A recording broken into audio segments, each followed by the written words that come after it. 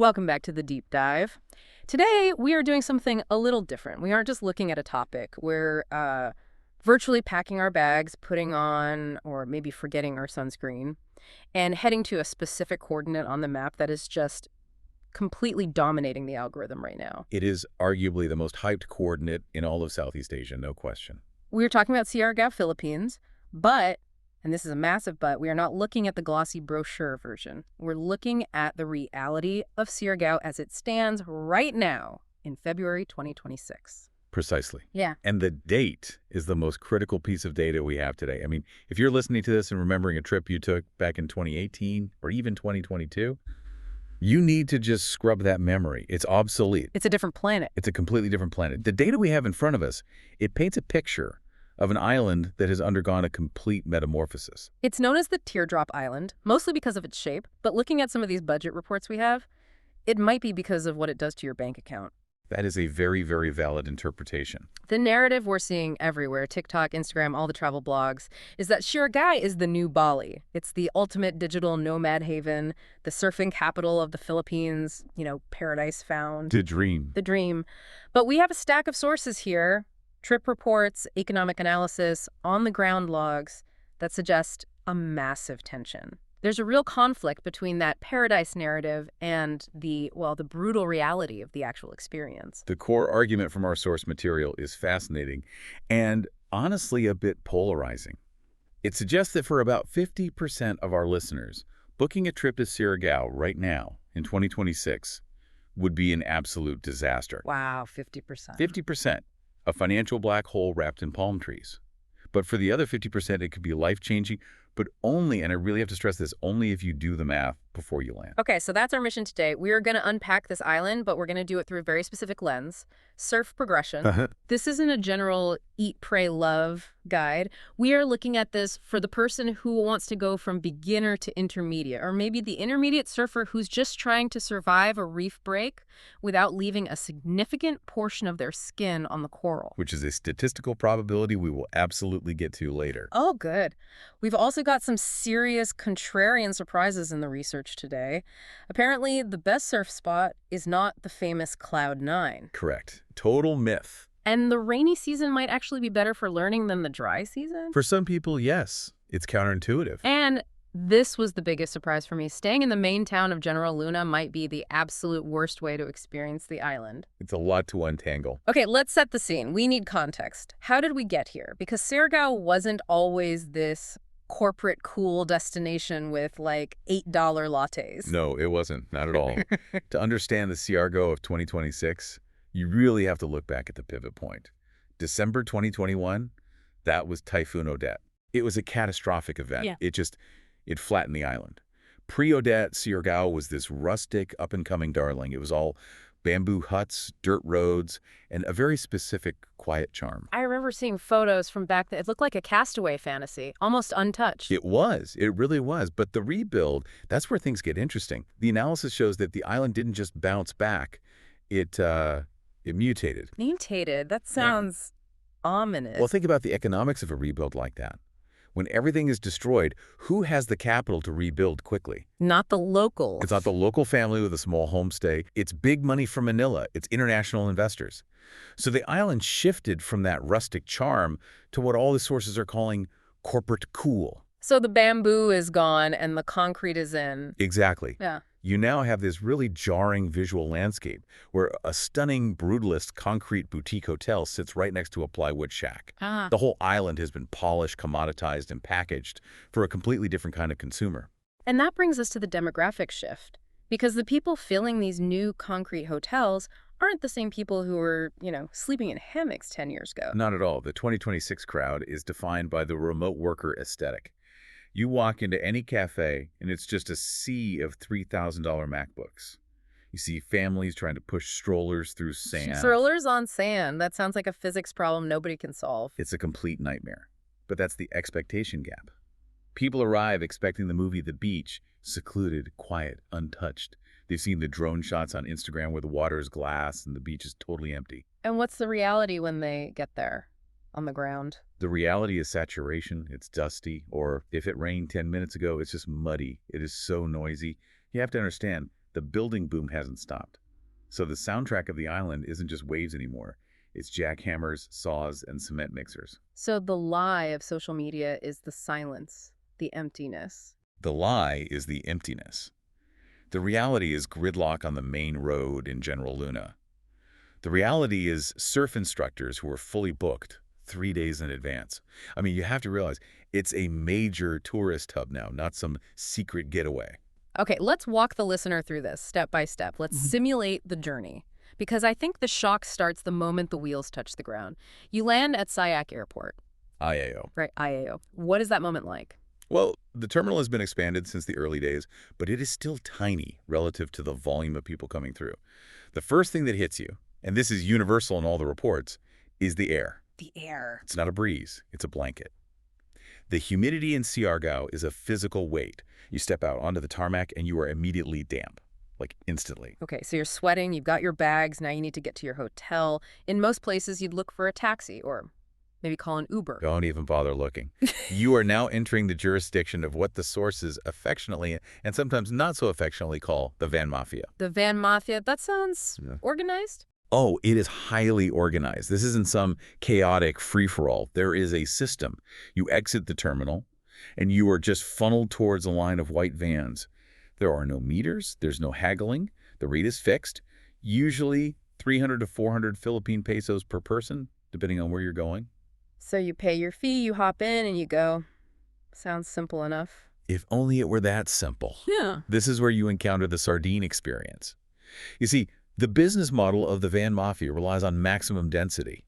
The van does not leave when you are ready. Oh, no. The van leaves when the driver determines that the laws of physics will not allow another human body or another piece of luggage to fit inside. So you're getting intimate with strangers. You are interlocking knees. You are inhaling your neighbor's deodorant. And you just sit there sweating, waiting for that very last seat to fill up. And then finally, the drive begins. It's about 45 minutes to an hour to get to General Luna. And the drive itself is a bit of a tease, isn't it, based on what I've read? It is the ultimate bait and switch. The first 30 minutes are absolutely spectacular. You're winding through these lush green corridors of coconut trees, thousands of them. It feels ancient. It feels like the Paradise U books. You think, okay, this is it. I've made it. And then you hit the outskirts of General Luna. Yeah. The coconut trees just disappear. They're replaced by corrugated metal fences and construction sites. The sound of birds is replaced by the roar of motorbikes and tricycles. And then the smell hits you. The sources were very, very specific about this Siargao bouquet. It is a distinct olfactory signature, a very unique smell. It's a mix of three main things. Burning trash, because waste management is still trying to catch up to the population. Boom. Right. Salt air from the ocean, and grilled pork from all the street vendors. Yeah. It's smoky, salty, and meaty, all at once. It's just sensory overload. Completely. Yeah. And visually, it's just chaotic. You have that eclectic infrastructure we talked about, a luxury villa with glass walls right next to a little sari store made of plywood. And the traffic. We have to talk about the traffic on Tourism Road. Yeah. I thought this was a tiny island. How can there be traffic? It's a 2-lane road that serves as the main artery for the entire tourist economy. So you've got delivery trucks, you've got vans, tricycles, hundreds of scooters and pedestrians all fighting for the same bit of space. It's a crawl. But there is one hazard that overrides all others. The dogs. The dogs. This is the first rule of driving in Siargao. The dogs there are not like dogs in the West. They do not chase cars. They do not fear cars. They simply exist on the asphalt. They sleep in the middle of the lane. They sunbathe on the yellow line. They do not move. So if you're driving a scooter, You move. You swerve. If you expect the dog to get out of your way, you are going to crash. It's that simple. You navigate around them like they are plot holes with a pulse. So you've survived the van, you've dodged the dogs, you've arrived at your accommodation. Now the real shock sets in. For your wallet, we mentioned the Siargao Premium. Let's drill down into the numbers because I think people assume Southeast Asia automatically equals cheap. That is a very dangerous assumption in 2026. You have to understand that prices in Siargao are inflated by about 20 to 30% compared to the mainland Philippines, or even other tourist hubs like Dumaguete. Everything has to be shipped in, and there's a definite hype tax on top of that. Okay, let's break down accommodation. If I'm a backpacker, what am I looking at per night? The days of the $5 hostel are long gone. If you want a dorm bed in a place that has air conditioning, which is, trust me, non-negotiable in this heat and decent Starlink internet. You are paying between 800 and 1,200 pesos a night. So that's roughly 13 to 20 US dollars. Exactly, which is approaching European hostel prices in some cities. It really is. But the real trap, the financial danger zone, is the mid-range. The sources call this the sweet spot in terms of what's available, but the worst value in terms of what you actually get for your money. Explain that. Why is the mid-range such a trap? You're looking at private bungalows for about 3,500 to 6,000 pesos. That's 60 to 100 US dollars a night. Now, in Bali or Thailand, $100 gets you a stunning villa, maybe with a private pool. Right, something really nice. In Siargao. For $100, it often gets you a plywood hut with a rustic bathroom, which means the shower is basically a pipe in the wall and a fan that barely moves the air. You are paying for the aesthetic of simplicity, but at a luxury price point. And if you want actual luxury, the nice concrete places. You're starting at 15,000 pesos a night. That's 250 US dollars, and it goes way up from there. For that, you get the concrete walls, the good AC, the generator, which is crucial because power outages happen all the time, and the beachfront view. No, food. I feel like food is where the budget really, really bleeds out. We see all these photos of avocado toast and, acai bowls. The avocado toast index is very high here. If you are eating at the trendy Western-style cafes, the ones with the nice branding and the big espresso machines, you are paying New York City prices. An avocado toast and a flat white will easily set you back 800 to 1,500 pesos per meal. That's like 15 to 25 US dollars for breakfast. It is. And if you do that 3 times a day, you are just burning through cash. However, the sources really emphasize that local value still exists. You just have to leave the AC. Get out of the tourist bubble. Exactly. If you go to a carinderia, a local canteen where the food is in pots on the counter, you can get a huge plate of pork adobo, rice, and maybe some vegetables for 150 to 250 pesos. That's $3 to $5. So the strategy has to be to mix high and low. You have to. If you eat Western for every meal, your budget just explodes. The recommendation is to budget about 2,500 pesos, around 40 to 45 US dollars per day just for food. That allows for a nice dinner, a cafe breakfast, and a cheap local lunch. Okay, let's get to the heart of the matter. The reason most people are going to Siargao, the surf. But we're calling this section the surf tax, because if you are there to learn or progress, the ocean is definitely not free. It's an investment sport here, for sure. First, you need a board. A rental is going to cost you 500 pesos for a few hours. If you want a high-performance board for the whole day, it's 1,500. But the real cost, and honestly the most important one for safety, is instruction. What's the going rate for a guide or an instructor? It is standardized significantly across the island. You're looking at 1,500 to 2,000 pesos per hour. That's roughly 25 to 35 US dollars. Now, you might be thinking, I'll just watch a YouTube video and paddle out by myself. I can literally hear the listeners thinking that exact thought right now. Please do not do that. We'll get to the safety reasons why in a minute, but strictly from a progression standpoint, you are paying for local knowledge. You're paying for someone to tell you where the reef is shallowest and where the currents can drag you out to sea. And you mentioned boat fees, because not all the spots are right off the beach. Yes, this is key. Unlike some surf destinations where you just walk off the sand, many of the best progression spots in Siargao, like Rock Island or Daku, are outer reefs. You need a boat to get there. That's another 500 pesos per person round trip. So if we tally all of this up, let's create some listener personas to see what the daily burn rate actually looks like. Good idea. Let's start with the dirtbag surfer. This is the person staying in a fan-only dorm, eating only pumpkin curry at the local spot, and not taking any lessons. They can maybe survive on about 2,500 pesos a day. Which is roughly 42 US dollars. Doable, but that's a tight budget. Very tight. Now let's look at our target listener for this deep dive, the progression traveler. They want a private room because they need sleep to recover. They want a daily surf lesson. They want that boat trip to Daku. They want a nice dinner and a couple of beers at night. Okay, what's the damage? You are looking at 7,000 pesos a day, minimum. That is 115 US dollars every single day. Wow. That really puts it in perspective. $115 a day is a serious budget for Southeast Asia. That's not a cheap trip. It is not. And if you're the comfort traveler, staying in a beachfront villa, eating steak, drinking cocktails, you are easily over 250 US dollars a day. So the big question just hangs in the air. Is it worth it? It's a nuanced answer. I mean, if you look strictly at cost per wave, how much money you spend versus how many waves you actually catch, the answer is probably no. Bali is cheaper. You'll get more waves in Bali just because there are more spots. But Right. Siargao offers something else. You are paying for the quality of the wave. These are world-class reef breaks. When they are on, they are mechanical perfection. Oh, And compared to the really aggressive localism in places like California or parts of Australia, yeah. the vibe in the water here is generally friendlier if you hire a local guide. You're kind of paying for the vibe. Okay, let's pivot to the surf progression strategy. Because if you're spending $115 a day, you do not want to waste it. And our sources identify a massive, dangerous trap, the "I'll learn at Cloud 9" myth. This is the single biggest mistake that beginners make. They see the famous boardwalk. They see the big viewing tower. They think, this is the spot. This is where I'll paddle out. What's the reality of the Cloud 9 wave? Cloud 9 is a world-class wave for a reason. It is a hollow, heavy, incredibly shallow reef break. When we say shallow, we mean thigh-deep water over razor-sharp coral. It is for experts, only experts. If you are a beginner and you paddle out there, you are a hazard to yourself and to everyone else. You will get screamed at, and you will most likely get hurt. But right next door is Jacking Horse, right? That's supposed to be the beginner spot. Jacking Horse is the trap within the trap. Yes, the wave itself is smaller and softer. But in 2026, it is described by every source as a zoo. Picture bumper cars with surfboards. Oh, man. You have hundreds of people on soft-top foam boards, many of whom have never been in the ocean before. No one knows the rules of right-of-way. Boards are flying everywhere.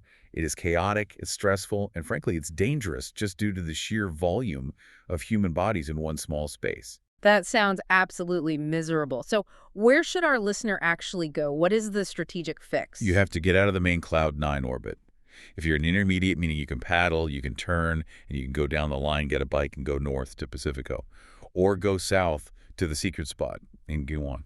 Is the secret spot actually, a secret? Not anymore. Not really. Ah. But it spreads the crowd out, which is key. However, the golden ticket for beginners and early intermediates is Daku Island. Why Daku specifically? Daku is a soft, rolling wave. It breaks in deeper water, so that fear factor of hitting the reef is much lower. It gives you time to stand up and actually surf, rather than just plummeting straight down. And it requires a boat ride, which filters out the penny pinchers, so the crowd is slightly better managed. Now, I want to double-click on a piece of gear advice that kept appearing in the notes. It was written in all caps in one of the reports. Booties. This is non-negotiable. If you take nothing else from this entire deep dive, take this. Bring your own high-quality reef booties. Why can't I just rent them when I get there? Have you ever smelled a rental booty? Fortunately, no, I have not had that pleasure. It is a biological weapon. They're perpetually wet, they're filled with other people's foot bacteria, and they often have holes in the toes, which renders them completely useless. The reef in Siargao is not dead rock. It is live, sharp coral. It cuts like glass. A single cut on your foot can get infected with staph bacteria within hours. We are talking about trip ending, potentially serious infections. Bring your own booties. Spend the $50. And rash guards, same level of importance. Essential. The sun is incredibly aggressive, but there's also the thimble jellyfish factor. Usually around April and May, you get these tiny, almost invisible jellyfish. They won't send you to the hospital, but they sting like a nettle. A rash guard saves you a lot of misery. Let's talk about timing, because nothing ruins a surf trip faster than a typhoon or a completely flat ocean. Right, so if you're an expert hunter looking for barrels at Cloud 9, you want the typhoon season September to November. That's when the Pacific really wakes up, but that's also when the crowds are at their absolute peak. And for the learner, the progression-focused traveler. You want the small surf season, April to August. The water is clearer, the wind is usually better for the beginner spots, and the waves are fun and manageable, not terrifying. Is there a do-not-go window, a time to absolutely avoid? Yes, December and January. Which is weird because that's peak holiday travel for most Westerners. Christmas, New Year's. It is, and that's why so many people have a miserable time. It is the peak rainy season. And in Siargao, rain isn't just 20-minute shower. It can be days of torrential downpour. The roads turn to mud pits. Your clothes never dry, they just grow mold. The surf gets blown out and messy. Unless you enjoy sitting in a damp room watching Netflix, avoid December and January at all costs. Okay, let's move to logistics. We've covered the what and the how much, but let's talk about the where, specifically where to sleep, because the map can be really deceiving. There is a massive location trap here. You look at a map app and you see a cute guest house that looks central. But what the map doesn't show you is the road surface. Many of these central spots are down these long dirt roads that have never been paved. One rainstorm, and you are literally living in a mud pit. And the commute seems to be a major pain point in all the reports. It is. The island has two main nodes of activity. The Cloud 9 area, which is North General Luna, and then the town proper, which is south. They're separated by about 3 to 4 kilometers of that traffic-clogged road we mentioned earlier. So what's the strategy? How do you avoid that frustration? Don't plan on commuting back and forth multiple times a day. It will break your spirit. The advice is clear. Stay where you want to spend your mornings. If you are there to surf Cloud 9 at dawn, stay near Cloud 9. If you want to be near the restaurants, the bars, the party scene, stay in town. You have to pick a lane. Let's talk about money again, but the mechanics of it, the ATM situation. Cash is king. Do not rely on Apple Pay or credit cards at local spots. It's just not going to happen. And here is the critical warning. The ATMs run out of money. Like completely empty. Bone dry. Specifically on the 15th and the 30th of the month. Why those dates? That's so specific. Those are paydays in the Philippines. The locals drain the machines to get their wages. Also, long weekends. The trucks that are supposed to refill the cash can't get there. The rule is simple. Bring a substantial brick of cash with you from Manila or Cebu. Do not land in Siargao with 0 pesos expecting the machine to work. It is a gamble you will absolutely lose. And for the digital nomads listening, the ones with the $3,000 laptops, what about the internet? This is the one area where 2026 is vastly better than, say, 2021. Starlink has completely saved the island. Almost every decent cafe, hotel, and co-working space has Starlink. You can do your Zoom calls, you can upload your large files. It's reliable. But what about mobile data? On your phone? Still spotty. Smart and Globe are the main carriers. In General Luna, it's okay you'll get 5G sometimes. But the moment you drive north to Pacifico or Alegria, you hit massive dead zones. So download your maps offline before you go exploring. Absolutely. Do not rely on Waze to get you back from a day trip in the north. You will get stuck. Okay, we need to address the section of the outline titled Health and Safety, and specifically a term that sounds kind of cute but is actually quite gruesome, the Siargao kiss. There is nothing romantic about the Siargao kiss. It is the local slang for the road rash burn you get on your calf or your thigh when you slide your motorbike across the pavement or gravel. Is it really that common? If you go to the medical clinic in General Luna, it looks like a battlefield triage unit. It is just row after row of tourists with heavily bandaged limbs. It's shocking. Why is it so bad there specifically? What are the hazards? It's a perfect storm of hazards. Hazard 1. The roads are often covered in a thin layer of sand, which makes them incredibly slippery, like ice. Hazard 2. Drug driving is rampant, especially at night. And Hazard 3. The dogs. We talked about them, but hitting a dog at 40 kilometers per hour is a guaranteed crash. So what is the advice for someone who wants to get around? The advice is blunt. If you do not ride a motorbike at home, Siargao is not the place to learn. Do not let your ego write checks your skin can't cash. Take a tricycle. It costs $2. It's charming. And you keep your skin. And if you are an experienced rider, wear a helmet. In 2026, the police have finally started cracking down on this with checkpoints. But forget the fine, do it for your brain. The number of traumatic brain injuries on the island from scooter accidents is a statistic you do not want to join. Let's go back to the reef cuts. We talked about booties, but accidents happen. You fall, you hit the bottom. What is the medical reality of a reef cut in the tropics? This is where people get into serious trouble. In a cold, dry climate, a scratch heals. In the tropics, with the humidity and the bacteria in the water, it festers. The infection rate for reef cuts in Siargao is incredibly high. So what is the protocol? What do you do? It is aggressive. If you get cut, you get out of the water immediately. You do not wait. You scrub the wound. And the locals swear by one thing, calamati. The little limes. Yes. You squeeze the lime juice directly into the open wound. Ouch. That sounds excruciating. It stings like absolute fire. But the acidity kills the bacteria. Then you douse it with betadine or another antiseptic. And here's the crucial step. You must keep it dry. If you go back in the ocean the next day with an open cut, it will not heal. It will rot. I'm not being dramatic. It will get seriously infected. And finally, under health, Siargao stomach. Standard travel rules, but you have to be strict about them. The tap water is not potable. Do not brush your teeth with it. But the bigger issue is actually dehydration. You're surfing, you're sweating constantly, and you're likely drinking alcohol at night. You lose electrolytes so fast. So just drinking a lot of water isn't enough. Water isn't enough. You need the salts. Bring electrolyte packets, LMNT, Gatorade powder, whatever you use. Bring them from home. Buying them on the island is super expensive, and the goods stores often run out. Okay, we have thoroughly terrified everyone. We've emptied their bank accounts, we've bandaged their legs. Right. But people keep going back. There is still magic there. We have to talk about the wins, the moments that make the $115 a day feel worth it. The magic is absolutely still there. You just have to work harder for it than you used to. One of the absolute undisputed highlights is the Magpupunko rock pools. These are the tidal pools, right? Yes. At low tide, the ocean recedes and leaves these crystal clear, neon blue pools surrounded by these incredible rock formations. It looks prehistoric. It is stunning. There's a catch. There's always a catch. There is always a catch. First, you have to check the tide charts. You must go at low tide. But more importantly, you must go early, before the van Mafia arrives with the tour groups. If you get there at 7 a.m., you might have it almost to yourself. If you get there at 10:00 a.m., it is a human soup, just packed.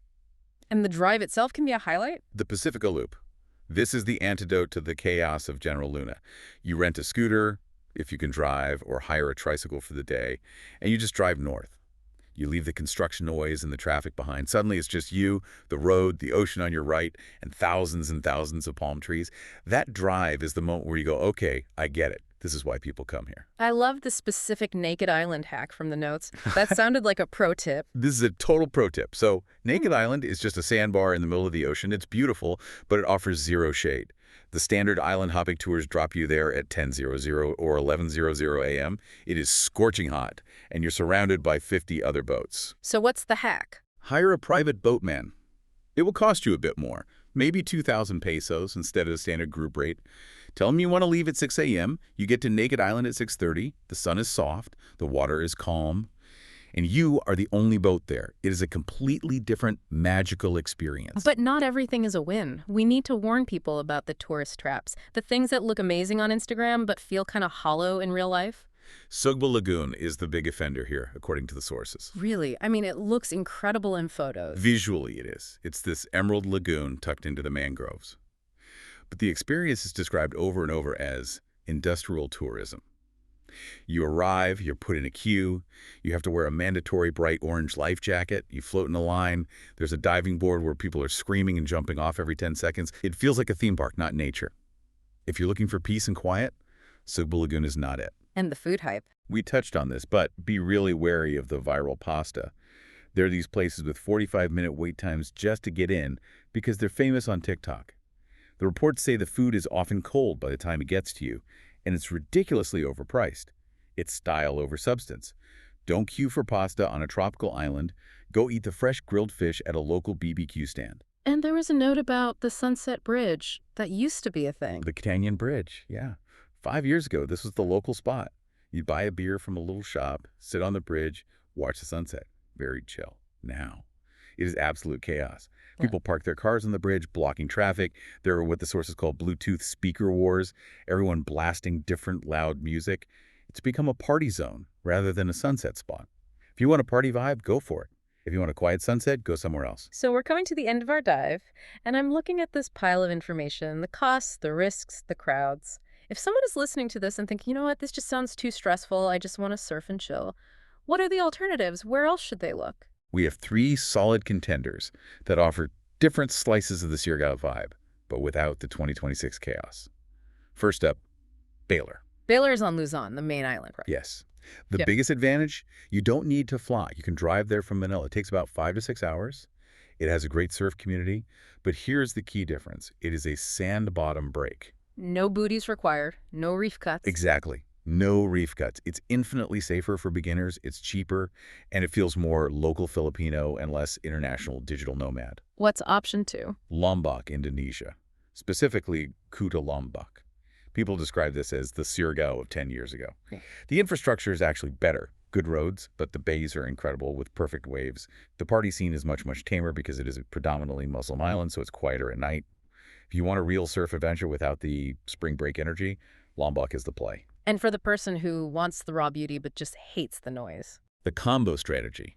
Do Siargao for 3 or 4 days, get your party fix, eat the expensive food, see what the hype is about, then hop on a ferry or a quick flight to Camiguin. Camiguin, that's the volcanic island. The island born of fire. It is majestic. It is steep, lush, volcanic. But the key is There is almost no nightlife. It is sleepy. You go there to hike volcanoes, soak in hot springs, and snorkel in the giant clam sanctuary. It is the perfect detox after the intensity of General Luna. Okay, let's bring it home. The final verdict. We like to do a listener matrix.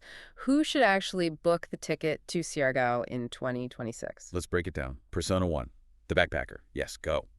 But only if you're there for the social life. It is incredibly easy to meet people and make friends. But proceed with extreme caution on the budget.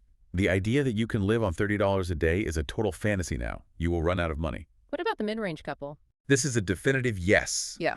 You are the target demographic for 2026 Siargao. You have the money to rent a nice villa away from the noise. You can afford the private boat trips to Daku. You can enjoy the nice dinners. You will have a romantic, fun, slightly adventurous vacation. It's built for you. The family with young kids. Hard pass. Just no. Unless you are extremely adventurous, seasoned travel parents. There are no sidewalks. Strollers are useless in the sand and mud. The medical care is basic. If your kid gets a high fever, you are a long, long way from a major hospital. It is a logistical headache from start to finish. And finally, the luxury traveler. This one is mixed. The expensive villas are there. You can spend $500 a night, but you have to adjust your service expectations. This is island time. Service is slow. Things break. If you expect Four Seasons level precision, you will be deeply frustrated. If you can roll with the punches and just embrace the island chaos, you'll be fine. So to summarize the 2026 reality of Siargao. Siargao is flawed, it's noisy, it is surprisingly expensive, and it is a place where you can get hurt if you aren't careful. Uffy. There is always the but. But when you are on that boat, heading back from Daku at 5 in the afternoon, and the sun is setting over the mountains, and the water turns that impossible shade of purple, it is still one of the most beautiful places in the Philippines. The magic is still there. You just have to put on your armor and your booties to find it. Precisely. Bring your booties, double your budget, and ignore the hype. That seems to be the lesson for so many places now. And one final thought to leave you with, something to mull over. We look at Siargao's evolution from rustic to corporate, and we mourn it, right? If you say, oh, it used to be so much better. Of course, the good old days. But we have to ask, is this evolution inevitable? Is our search for the next Siargao just a cycle of finding and then destroying places? Or is this corporate cool phase actually the only way these islands can survive economically and support their local populations? Are we the problem for wanting it to stay poor and rustic for our own aesthetic pleasure? That is a heavy question to end on. Something to think about while you're checking those flight prices. I guess the best advice is listen to the ocean, not the influencers. We'll see you in the next deep dive.